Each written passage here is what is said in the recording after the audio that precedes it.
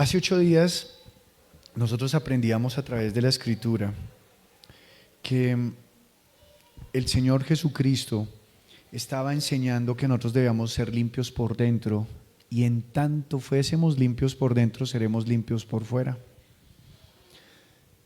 Eso es algo que se debe atesorar en nuestro corazón.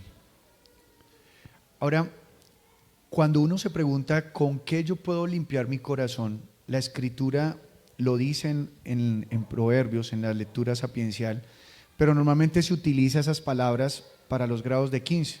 Entonces la chica está cumpliendo 15 años y pasa algún joven, le lee un texto y así cada uno, y por allá dentro de esos textos hay alguien que le dice: ¿con qué limpiará el joven su corazón? Con guardar tu palabra. Pero esas palabras no son solamente para los jóvenes, esas palabras son para todos nosotros. Cada uno de nosotros necesitamos guardar las palabras del Señor.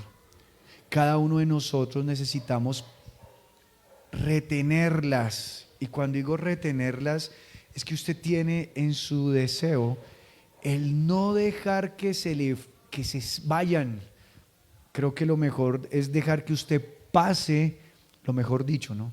Es decir, que usted no las deje pasar, que usted no deje que las palabras se le olviden, que usted sea esquivo a esas palabras, porque las palabras de Dios tienen vida, tienen tanta vida que las palabras de Dios tienen la capacidad de crear y la capacidad de formar y la capacidad de renovar, de restaurar, y da gozo, da alegría poder ver ello. Así que con base en eso vamos a orar. Yo, Padre, y te doy gracias, Señor, por este tiempo que tú nos regalas. Gracias, Señor Jesucristo, por permitirnos, Señor, estar acá juntamente contigo. Gracias, Señor, porque pues nosotros preparamos este lugar y nuestros corazones, pero lo cierto es que tú has preparado desde antes de la fundación del mundo cada momento para que nosotros nos podamos reunir contigo, para que podamos recibir la palabra. Yo le pido a usted que me acompañe en oración, por favor. Usted vino a rendir el culto, entonces por favor ore al Padre. Padre, gracias. Y te pido, Señor, que hoy cuando salga la palabra de mi boca, esa palabra que salga no salga de mis pensamientos ni de mis limitaciones, más bien que mis limitaciones sean útiles para poder enseñar a la iglesia quiénes somos como hombres, nuestros errores y todas nuestras deficiencias, Señor, pero también para poder mostrar, Señor, tu voluntad, Padre, para que tus palabras sean las que nos hacen renacer y nos hacen caminar. Padre, yo te pido hoy una vez más que como la gallina protege a sus polluelos, tú nos sigas protegiendo. Yo no me quiero salir bajo tu cobertura, Señor, no quiero salirme de esa cobertura. Yo quiero que seas tú quien me cubre y me guarde, porque ¿quién más me podrá defender de mi propio corazón malvado o de mis pensamientos sucios? ¿Quién más me podrá limpiar y quién más me podrá proteger del enemigo cuando quiere acecharme para destruirme?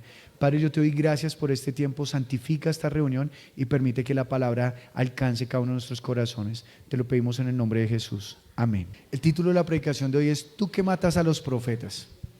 Ese título de ¿tú que matas a los profetas? Tendremos que saber cada uno si somos de esos, o sea, si ese título aplica para mí o si ese título es para otra persona. Yo deseo en principio que no sea para mí. Y dice Mateo capítulo 23, al finalizar dice el versículo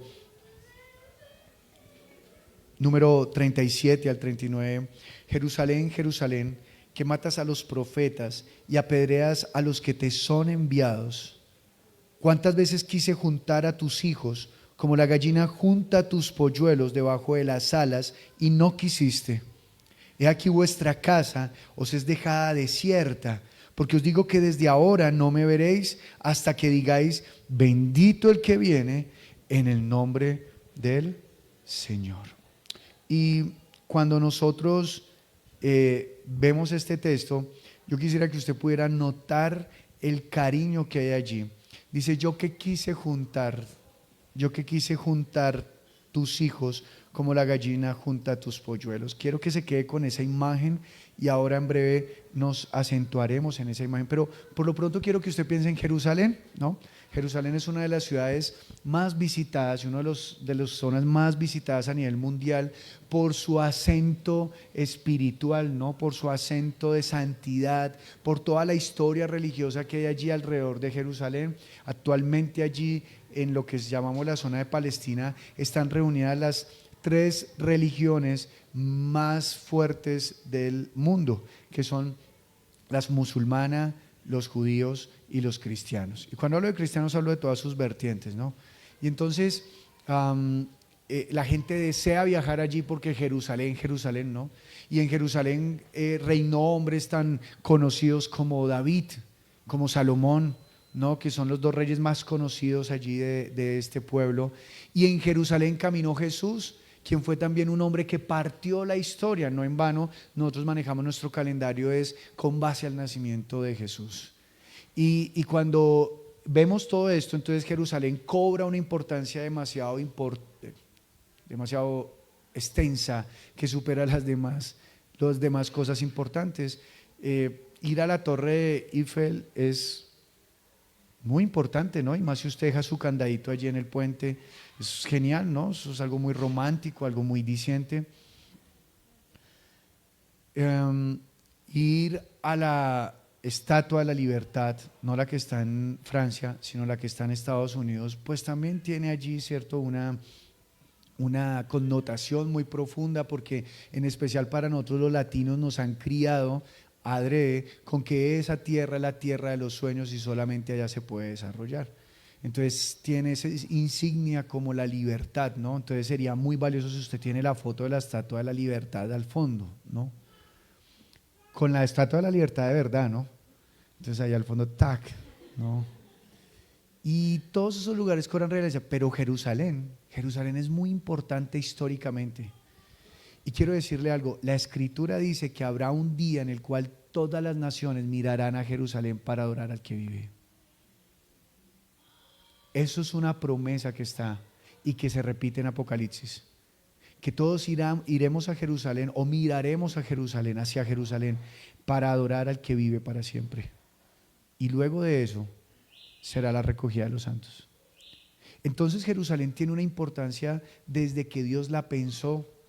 Cuando David quiso construirle templo a Dios, casa, en las palabras de David, Dios le dice a David: David, tú no me vas a construir a mi casa, yo no necesito casa, yo nunca les he dicho que me construyan casa, yo he andado en una tienda, pero no es que Dios haya andado ahí metido en la tienda, sino que en la tienda manifestaba su presencia.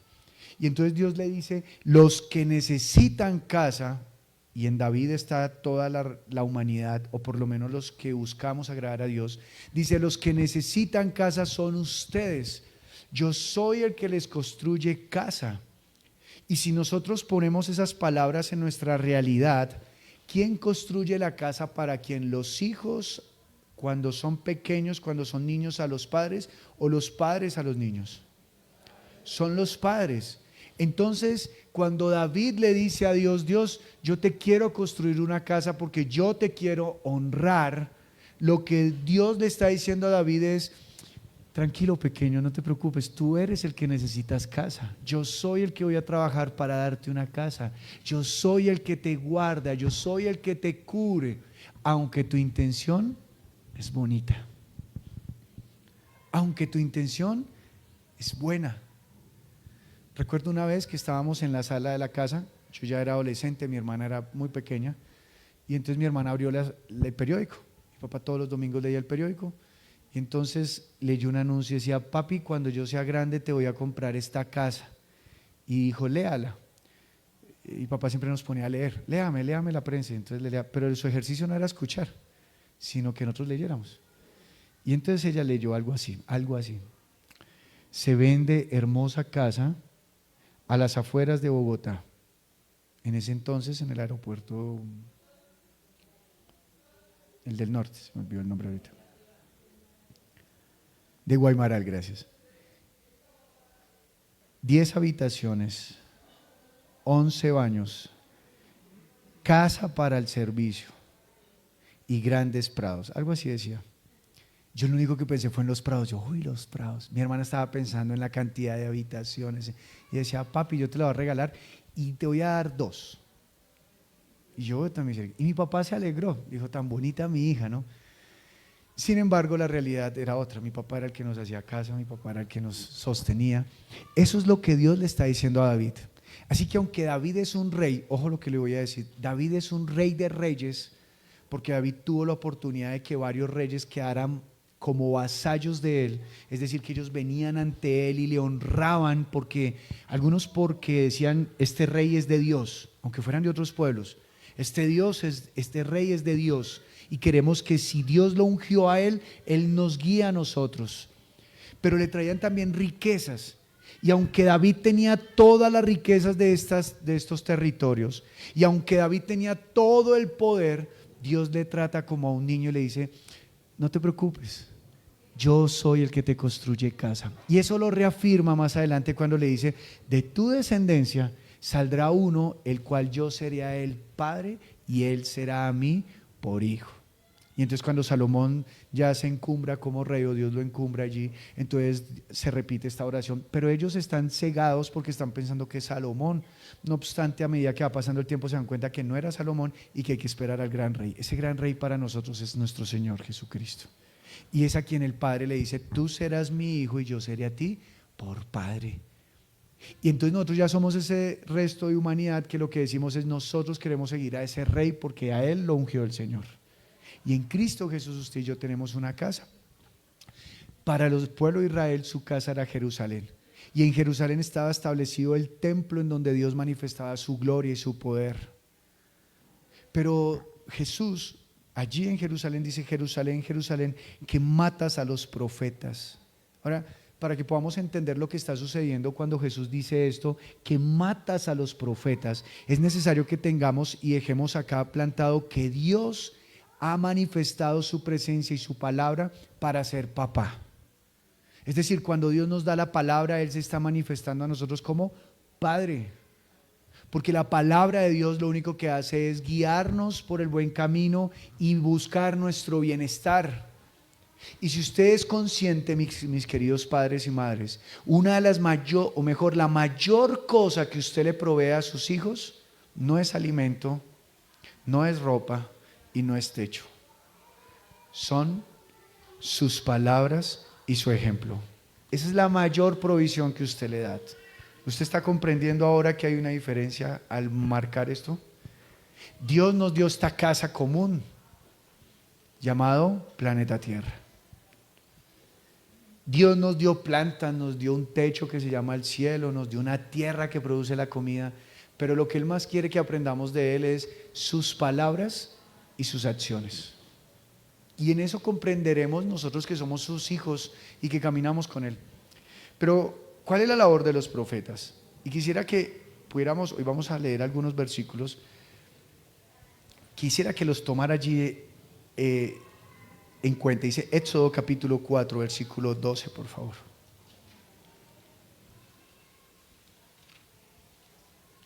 Éxodo capítulo 4, versículo 12. Dios va a enviar a Moisés y Moisés es profeta. ¿Cuál es el deseo de Dios cuando envía a un profeta? El profeta tiene como labor comunicar las palabras de Dios. ¿Comunicar qué? Para que usted me entienda, es como cuando el papá se va de viaje y el hermano mayor queda encomendado. A él se le dan unas palabras. Y entonces la primera palabra que dice el hermano mayor es, mi papá dijo. ¿Cierto?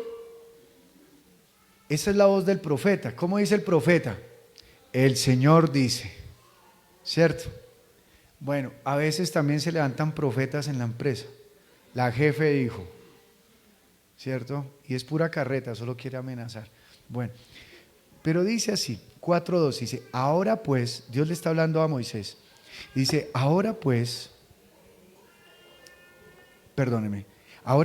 ve y yo estaré con tu boca y te enseñaré lo que hayas de hablar. Fíjese esto tan curioso, Dios no le está diciendo yo estaré contigo, sino yo estaré ¿qué? Con tu boca. La profesión de un profeta es que Dios esté en mi boca. De lo contrario, es un falso profeta y la Biblia los denuncia. La profesión de un profeta es que Dios esté ¿en dónde? En su boca. ¿Eso qué significa? La manifestación de Dios hacia nosotros ha sido a través de la palabra, así que la palabra de Dios debe estar ¿en dónde? En mi boca. Pero para que la palabra permanezca en mi boca, dice la Escritura que primero debe ser lavado ¿qué?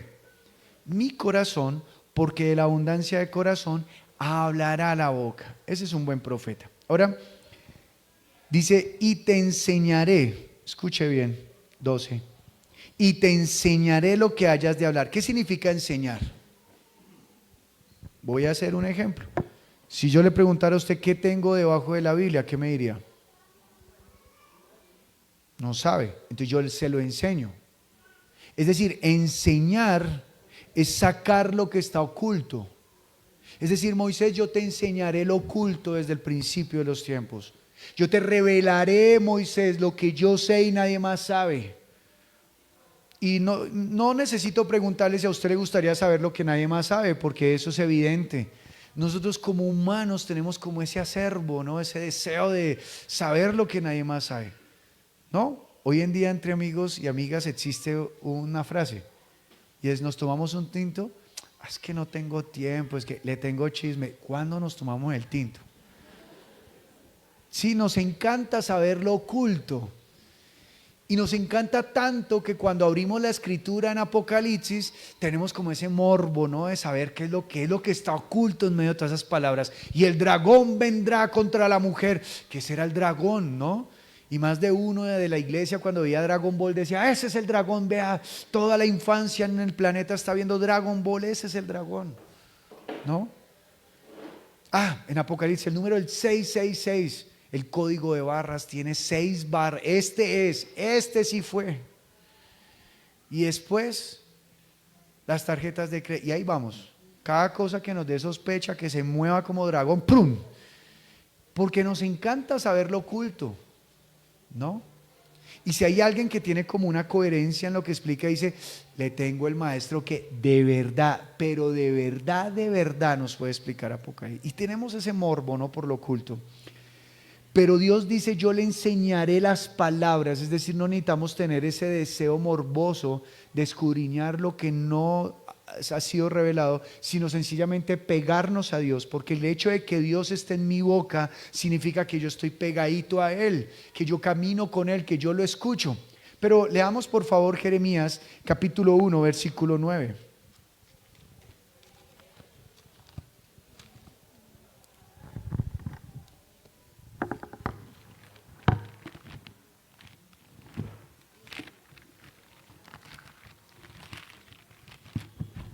Y dice en Jeremías capítulo 1 versículo 9: y extendió el Señor su mano y tocó mi boca, y me dijo el Señor: he aquí, he puesto mis palabras en tu boca. Es decir que la labor del profeta es hablar lo que Dios le manda. ¿Cuál es la labor del profeta? Hablar lo que Dios le manda. ¿Qué palabras le manda Dios? Son las palabras del Señor. Y mire que es muy propicio que el miércoles vimos acerca de los profetas. Porque una de las cosas que hablamos es que los profetas no son aquellos que hablan a partir de su experiencia. Es decir, a eso, cuando usted habla de misticismo, cuando hablamos de misticismo mejor, estamos hablando es de que no, es que yo he aprendido de Dios a partir de mis experiencias, ¿no? Yo he visto a Dios. Y yo quiero abrirle aquí un paréntesis para que usted sepa cómo uno se puede desviar. Cuando yo comencé a buscar de Dios, yo nací en una cuna católica. Desde muy pequeño yo miraba los cuadros, porque en mi casa habían cuadros de esos grandotes, donde está Jesús con el corazón de espinas, donde está María con el niño en los brazos, donde están las almas benditas allí hacia María y con Jesús en los brazos. Ese tipo de cuadros yo veía en mi casa. Y entonces yo decía: yo no puedo creer que Dios sea solamente eso. O sea, no era que yo no creyera, sino que creía que Dios era más que eso. Y mi casa estaba repleta llena de Biblias en un entrepaño que antes se utilizaba tradicionalmente para dejar ahí las Biblias, y se encerraba con una camándula gigantesca y unos bolones grandotes. Eso era muy tradicional antes y eso siempre estaba en la cabecera de la cama del jefe de la casa. Eso era muy tradicional y es muy paisa. Yo fui criado por caldenses. Entonces uno veía eso y yo decía, yo no puedo creer que eso sea Dios. Entonces yo comencé a buscar de Dios. Cuando comienzo a buscar de Dios, una tía me dice, mi hijo ha llegado al lugar correcto. Y lo primero que hace es que me coloca una música para que mi mente quede en blanco. Y en el cassette, para los que no saben qué es un cassette, era una cosa donde antes quedaba escrita la música y las cosas en una cinta, ¿no? Y uno la metía en un aparato que se llamaba grabadora, una cosa gris con unas vainas así que le llamábamos parlantes, y uno le daba play. Y comenzaba a reproducirse eso, ¿no? Entonces, uno allí escuchaba a la señora, era Hilda Strauss, y entonces Hilda Strauss le iba guiando a uno. Bueno, ahora usted va, tan, tan. Y yo llegué allí. Yo tenía 13 años y a los 13 años comencé con esa vida. Muy rápido comencé a desarrollar cosas astrales, a hacerle trabajos a la gente y la vaina funciona. Sí, la cosa funciona. Por eso cuando a mí dicen, no, que eso no funciona, le digo, usted es un mentiroso, sí funciona. Que venga, le hago el amarradito para que ¡prum! Funciona. Y yo era un adolescente. Y que venga, yo le hago la otra cosita y ¡prum! Funciona. Mi papá me compraba los materiales porque decía, mi hijo no está yendo bien. Y la vaina funcionaba. Y yo llegué a desarrollar cosas como desdoblarme y como poder levitar. Y esas vainas, hasta mi papá se asustaba una vez que llegó y no me vuelve, échele candado a esa vaina, a mí me da miedo cuando yo lo veo en esas cosas, es usted se ve rarito, es usted que no sé qué. Y recuerdo muy bien que cuando yo meditaba, comencé a ver unas imágenes de personas a lo largo de donde yo recorría. Y yo voy y le pregunto a mi maestra, ¿qué era? Mi tía. Y no, mi tía. Entonces yo iba donde mi tía. Y yo le preguntaba a mi tía, tía, mira que está pasando esto. Y mi tía me decía, mi hijo, no se preocupe, esos son los elementales que lo están protegiendo. ¿Cómo volvía yo? Feliz, y cada vez yo quería más. Le comencé a enseñar a un amigo, a mi mejor amigo. Luego yo comencé a estudiar el tarot. No había llegado a los 19 años. Yo comencé a estudiar esto. Eso sí, no me metía con la tabla ouija porque eso era del diablo. Y yo con el resto. Cuando llegan mis 16 años, entro a prestar servicio militar. Y mi amigo, mi mejor amigo, se distancia de mí. Y yo, pero este loco, ¿qué le pasa? Y el 31 de diciembre lo iban a dejar solo. Yo no sabía por qué, le dije, fresco, yo paso por usted. Cuando yo paso a la casa, golpeo. Y estoy preguntando por él. Y la familia me lo niega. Y entonces yo pego la oreja a la puerta y en la puerta se escucha, alabaré, alabaré, alabaré. Y yo, no puede ser yo. Porque a uno le enseñan que ser cristiano es un nivel abajo de estar en todo lo astral. O sea, en la vida anterior yo era cristiano, ahora estaba en lo astral. Yo comencé a golpear, yo dije, claro, lo tienen encerrado, no lo quieren dejar ir a celebrar conmigo el 31 y sale un señor, a la orden. Claro, apenas abrió la puerta, se escuchó las panderetas, a lo antiguo, panderetas, tun, y todo era a la barea, bien pentecostal. ¡Guau! Y sale el señor todo bravo. ¿Usted es el amigo de Freddy? Sí, él no está. Claro, lo comenzaron a alejar de mí porque yo le estaba enseñando estas cosas. Para mí yo estaba teniendo experiencias con Dios y con base en mis experiencias estaba creando y formando la idea de Dios. ¿Entiende? Eso es misticismo. Cuando usted comienza a construir a Dios a partir de sus experiencias, pero la Escritura nos enseña que no la construimos así, sino a partir de su palabra. Bueno, a Dios gracias. Dios usó a todo ese grupo de loquitos para que yo llegara a los pies de Cristo. 3 doritos después yo estaba con ellos, alabaré, alabaré, alabaré. Y en la primera vigilia donde fui, que me dijo mi amigo Freddy, se llama él, me dijo, camine, me acompaña a la vigilia. Y yo, hermano, pero vamos a ir a farrear. Y él camina en esa época en la Boyacá, eso era lleno de bares, por lado y lado. Que camine y yo, pero es que vamos a ir a farrear, camine. Dijo, hagamos un trato. Vamos un rato a la vigilia y después nos vamos a farrear. Listo, camine. Nunca salí de esa vigilia.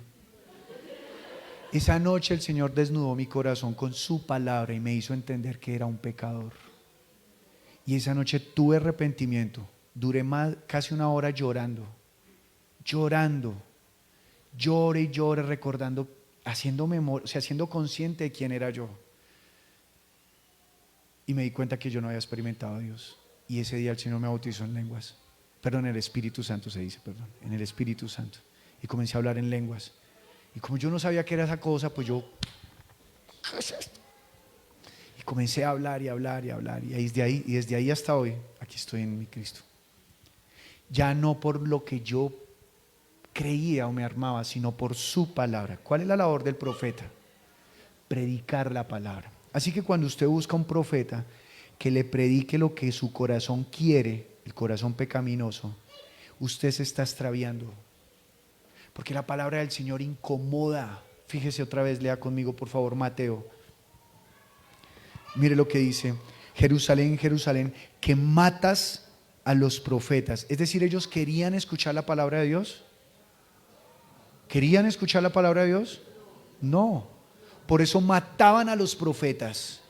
Porque cuando los profetas hablaban, ¿qué les hacía sentir? Rabia, incomodidad. Ya llegaron estos locos otra vez. Me encanta que hay una porción de la Biblia donde un rey le dice al otro rey, no hay un profeta acá, y dice, pero ¿para qué lo llamamos si siempre nos dice cosas malas? O sea que en su corazón siempre estaba en contra de Dios. Es decir, que usted y yo necesitamos la palabra de profecía. Y la Escritura dice que hay profecía hoy en día, pero esa profecía debe tener un propósito. Lea conmigo por favor la primera carta a los Corintios, capítulo 14, versículo 3. ¿Necesitamos hoy la profecía? Primera carta a los Corintios, capítulo 14, versículo número 3. Y mire esto en especial, leámoslo desde el 1 por favor, pero el énfasis vamos a ponerlo en el 3, dice el versículo 1, seguid el amor y procurad los dones espirituales, pero sobre todo que profeticéis. Mire este texto lo que está diciendo, sigan el amor, sigan los dones espirituales. Capítulo 2 en su casa, por favor lea la lista de dones espirituales que hay allí, y en Romanos capítulo 12 también. Hay varios dones. Pero Pablo les está diciendo, después de que le habló de los dones, les dice, pero más grande que los dones es el amor. Ahora, en conclusión, sigan el amor.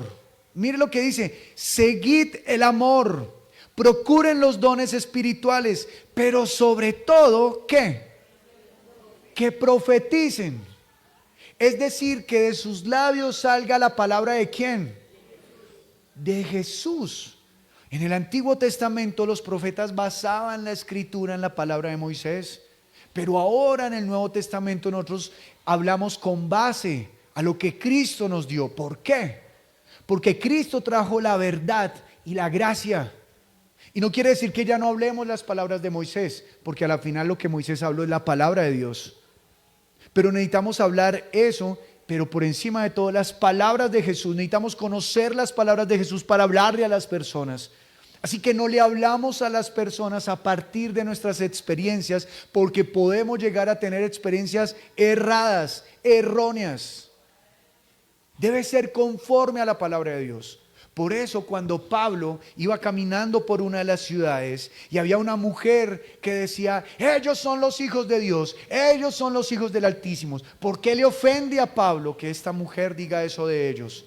Porque ella no lo estaba diciendo por un acto de fe, sino por algo que sentía.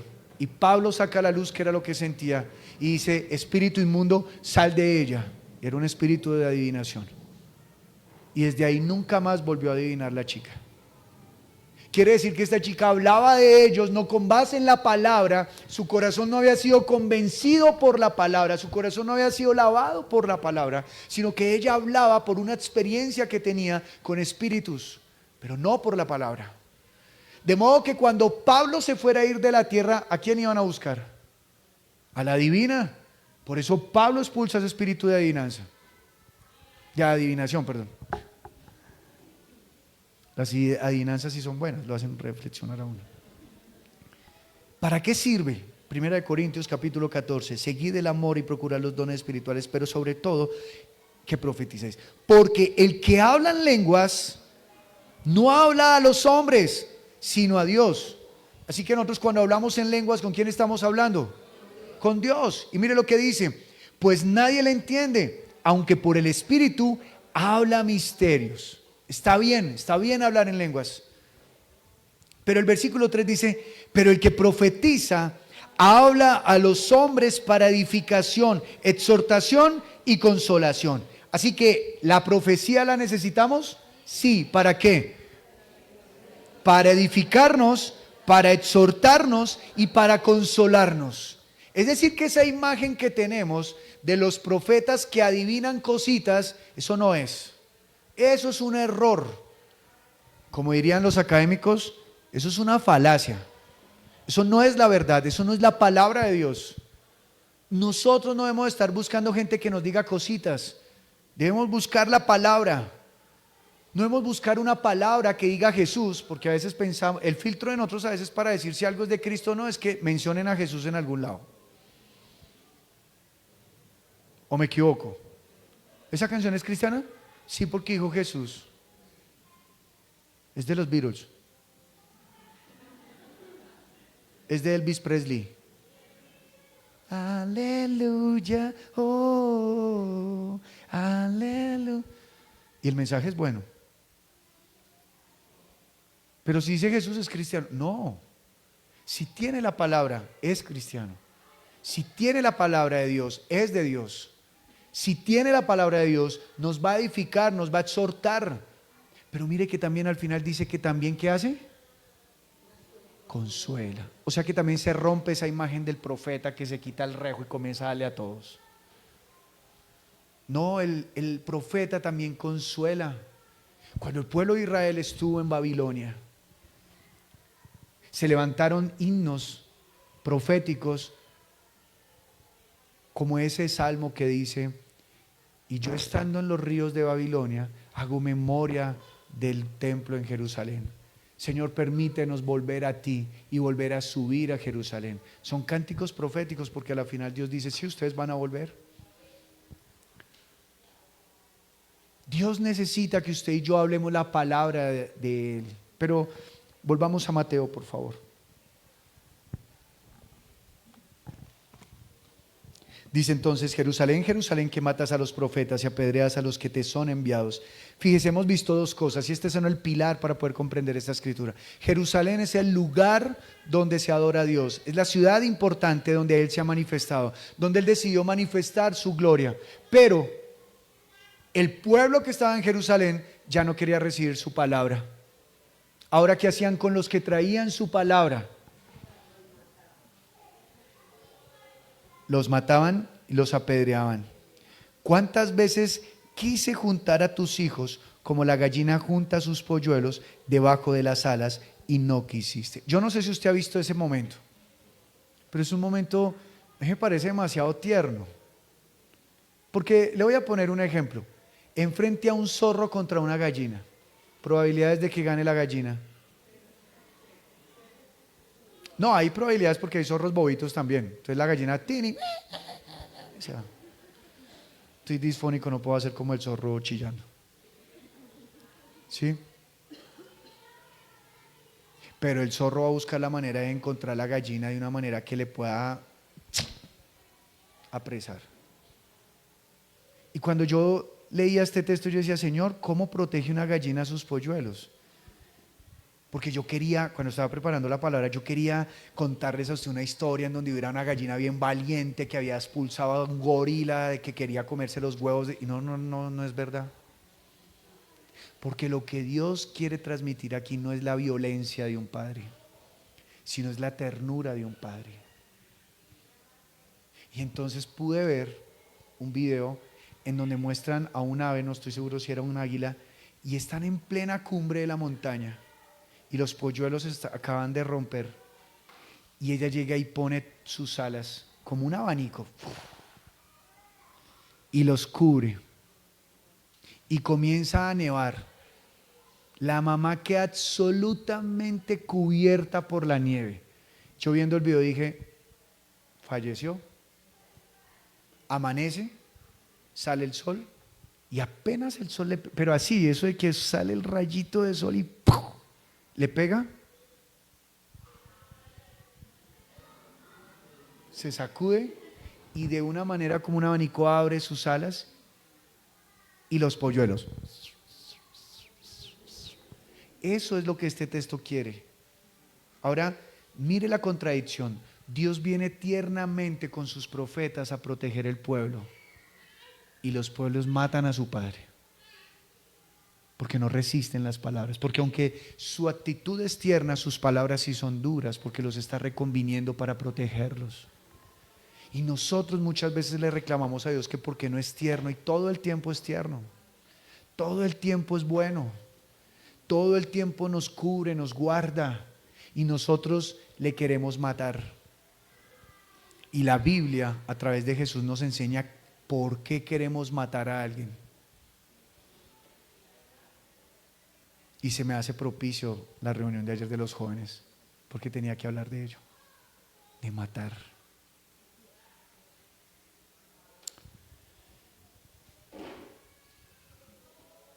Es un texto que inevitablemente nos sirve para poderle mostrar a toda persona que diga, Dios se olvidó de mí. Dios no se olvidó de usted. Dios lo ama como la gallina ama a sus polluelos. Y yo no sé si la conciencia de la gallina ante un zorro sea el zorro es más fuerte que yo. Yo creo que no. Sin embargo, viendo la actitud de los animales, nunca van a retroceder. Nunca van a retroceder. Nunca. Y los animales que sí pueden dejar a sus hijos a un lado, Dios ha puesto a alguien que les ayude para cuidarlos. Y entonces, por ejemplo, cuando la cabra, la oveja, pare a otra oveja, hay ovejas que son desechadas. O sea, acaban de nacer y las patean. ¿Y Dios a quién puso allí? Al pastor. Y el pastor la toma, se la lleva, le pone el biberón, y ya cuando sea fuerte la devuelve al redil. Y no es que la ame más que las demás, sino que la quiere proteger más porque necesita más protección que las demás. ¿Entiende que este texto está mostrando el amor de Dios hacia usted y hacia mí? Ahora, la pregunta es, cuando Dios ha venido en esa actitud, ¿cuántas veces lo hemos matado? Tenemos una evidencia. Hoy estamos celebrando el Domingo de Ramos. Y sí, yo me meto en ello, porque todos los domingos celebramos a nuestro Jesús muriendo en la cruz, pero también resucitando. Y Él vino tan tiernamente. ¿Quieren pan? Yo les doy pan. ¿Estás enfermo? Yo te sano. ¿Te expulsaron? Yo te recibo en el reino. Pero lo matamos en la cruz. Claro, alguno dirá, eso no dice la Escritura dice que Él entregó su vida y que fue el Padre que la entregó. Sí, pero dice que nuestros pecados fueron puestos en Él, que nuestras heridas, nuestros vituperios fueron puestos en Él. O vamos a caer en la misma frase hace 8 días. Si yo hubiera sido el soldado romano, nunca lo hubiera azotado. ¿Será que sí? ¿O será que, como decía la palabra, hace 8 días nosotros también lo hubiéramos azotado? Y la pregunta es, ¿hoy en día lo azotamos todavía? Mire lo que dice la Escritura. Para llegar a matar a alguien, ¿qué tiene que ocurrir? Escuche lo que dice Mateo capítulo número 5. ¿Oísteis que fue dicho a los antiguos, no matarás? Y cualquiera que matare será culpable de juicio. Pero yo os digo que cualquiera que se enoje contra su hermano será culpable de juicio. Y cualquiera que diga necio a su hermano será culpable ante el concilio. Y cualquiera que le diga fatuo quedará expuesto al infierno de fuego.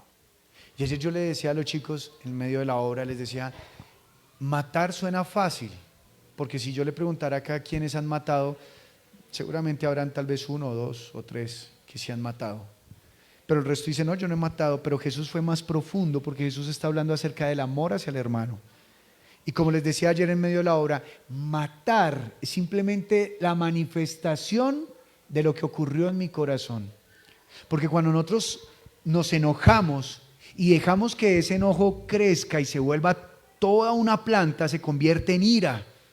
Y la ira puede matar. Se me está saliendo ahora sí lo que me tenía que aprender. La ira puede matar. Y la ira no necesita un arma. ¿Saben cómo mata? Ese deseo de enojarse está en solamente el punzón. Siente uno la rabiecita, ¿no? Pero ahí comienza todo. Porque usted después lo mata. Usted comienza en su interior a borrarlo de su memoria. Ya no pronuncia el nombre. Cuando yo tengo consejería y hablan de los ex o las ex, yo digo, ¿cómo se llama? Y tienen que pasar por ese martirio conmigo. Porque dicen, es que él, el papá del niño, ¿cómo se llama? Dígame el nombre, porque yo sé que eso duele. Porque cuando uno tiene ira, quiere borrar a la persona del corazón, ya no la quiere nombrar, ya no la quiere mencionar, se le da rabia cuando tiene que contar con ella. A tal punto que cuando la ve, ya no existe para usted. Porque cada momento que usted tuvo de guardar rencor, de guardar el enojo, eran golpes que lo iba matando. Y se muere esa persona para usted, y usted también se muere por dentro. Por eso Dios dice, no mates, porque te vas a morir tú. Si ellos estaban matando a los profetas y apedreándolos, era porque en su corazón ya habían matado a Dios. No era necesario que Jesús fuera a la cruz, ya lo habían matado. No resistían sus palabras. Juan capítulo 8 dice, ¿por qué no podéis recibir mis palabras? Ah, yo sé, porque ustedes son de su padre el diablo. Y cada vez que nosotros nos resistimos a las palabras de Dios, lo que nosotros le estamos diciendo a Dios es, prefiero que te mueras, no me hables más. Y lo que está sucediendo es que entre más ustedes estar separado de Dios, usted se está muriendo, se está matando, se está aplicando un veneno. Pero Él quiere como la gallina juntarnos a nosotros. Ahora dice el versículo volvemos a Mateo capítulo 38. He aquí, vuestra casa os es dejada desierta. ¿Qué le está diciendo? ¿Mi casa? ¿Cuál? Su casa. Es decir, lo que Dios le dijo a David, hijo, no lo hagas. Ahora, ¿qué le está diciendo? Su casa, la que ustedes construyeron, será desierta. ¿Por qué? Porque no habrá quien los guarde. ¿Usted ha visto un chico de 7 años o de 8 años diciéndole al papá que se quiere ir de la casa? Bueno, así somos nosotros, de irreverentes y de inmaduros, cuando le decimos a Dios que no queremos recibir su palabra, consciente o inconscientemente. Somos el niño de 7 años, de 8 años, me voy de la casa. Usted ha visto su desafío cuando usted le dice, y yo siempre les recomiendo a los papás que hagan eso, sácale la maletica y póngale la ropa y dígale, hágale. Porque si usted no lo deja hacer eso, mientras esté en la casa le va a estar amenazando. Y eso va a hacer que usted lo traten como a un par, y usted no es un par de su hijo. Eso enseña la Biblia, usted no es par de su hijo. Usted no es el brother, el chiquerado, el uña y mugre, no, usted es el papá y la mamá. Eso es usted para su hijo. Entonces, cuando este niño coge su maletica y está lleno de ira, ¿qué ocurrió en su corazón? ¿Qué hizo por un momento? Mató a su papá y a su mamá. Y coge esa maleta y se va. Y le abren esa puertota porque tiene 7 o 8 años. Pero su ira es tan grande que le hace camino para andar. Y se va. Y no ha llegado al primer escalón y...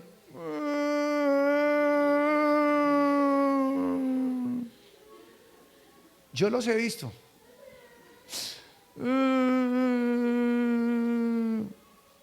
No dicen nada porque ahora tienen que vencer otra cosa. Ya no mataron a papá y mamá, ya papá y mamá volvieron a superhéroes. Pero en su corazón ahora tienen que romper algo. ¿Qué? El orgullo. Entonces, aunque no dicen nada, los abrazan. Pero su corazón tiene rabia porque no fui capaz. Bueno, Dios nos está dando la oportunidad de hacer eso. Llore y vuelva a Él.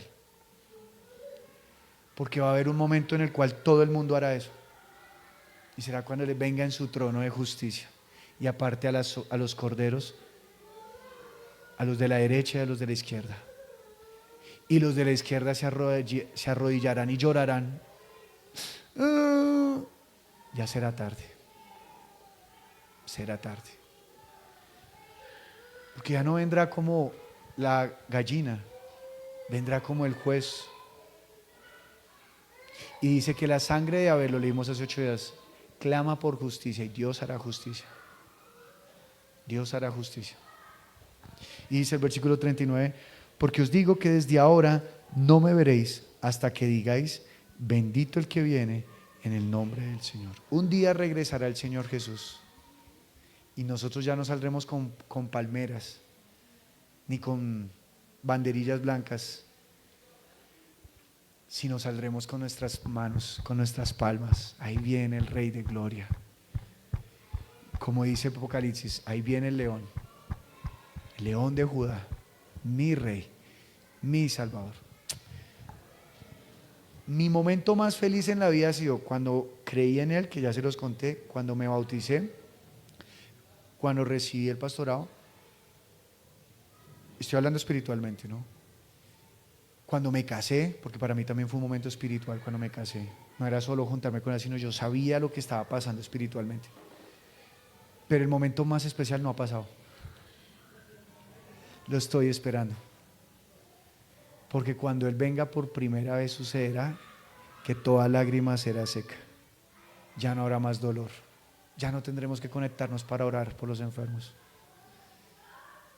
Simplemente nos asombraremos en su presencia. Y reconoceremos, tú eres quien me guarda, como el padre guarda a sus hijos, como la madre cubre a sus polluelos. Y le doy gracias a Dios porque he decidido no matar su palabra, sino guardar su palabra en mi corazón.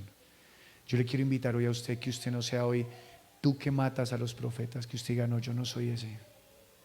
Sino que más bien lo digamos preguntando, tú matas a los profetas, y que el otro le pueda decir, no, yo recibo la palabra del Señor y quiero ser su profeta, quiero llevar su palabra. Amén.